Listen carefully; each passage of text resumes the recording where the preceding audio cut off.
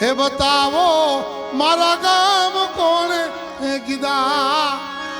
દરબાર સાહેબ દિવાનજી, હું આ ગામમાં ભજનમાં હતો. દરબારે ગામને બોલાવ્યું કે ડોશીમાના ઘરે ભજનમાં દેવભગત હતા કે આ હતા? ભજન ગાતા હતા કે આ ગાતા હતા? દેવભગત ખોટું બોલો છો કે બ્રહ્મ હત્યાનો પાપ ખોટું લાગે છે? ખોટું નહીં બોલું, ભગત છું. સાચું કે હા? તો તમે નોકી કરી આખી રાત કરીને સલામ મારી દીવાનજીને ઘાલો ને ગેટમાંથી આવ્યા તો દિયાળ ભગત જ્યાં ઉભા રહે ને ત્યાં કાકુ પગલા ઘોડાવાના પડેલા હતા. અને દિયાળ ભગત પીગેલા કીધું, બાપુ હવે હું નોકરી નહીં કરું, આખી જિંદગી નોકરી રાજ પડે દિયાળ ભગતની બદલીમાં ઘોડાવાળો ઊભો રહે એની બદલીમાં પગાર દિયાળ ભગત આપે, નોકરી આવું નહીં જવાળો કરે. આખી જિંદગી જીવા તો દરબારે એને સાલિયાણું આપ્યું. અને છેલ્લે હજી દિયાળ ભગતની વાવ ધાંગધ્રામાં છે. એવા આ મહાપુરુષના મા ભગવાનના દરબારમાં આપણે મળ્યા છીએ. અને આપણને સરકારથી ગામડે ગામડે આવા કલાકારો મોકલી અને એની વિવિધ યોજનાની જાહેરાત કરીને મોકલે છે. તો વધુ એનો લાભ સરકારનો લેવા માટે તમે ન જાણતા હો તો પંચાયતને પૂછજો કે આ વર્ષે શું યોજના છે.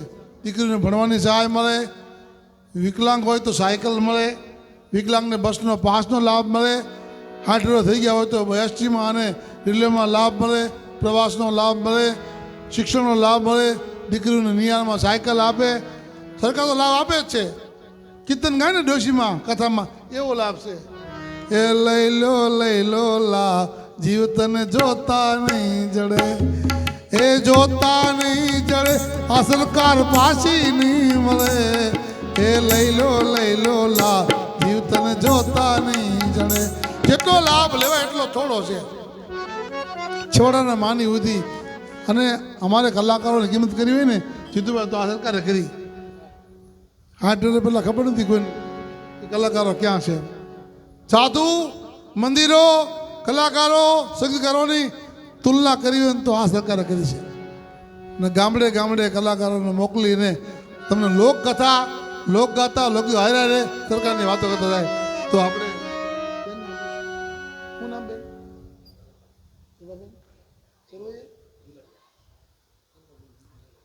આ નાવડા તો ભગતોનું ગામ છે, ભજનનું ગામ છે.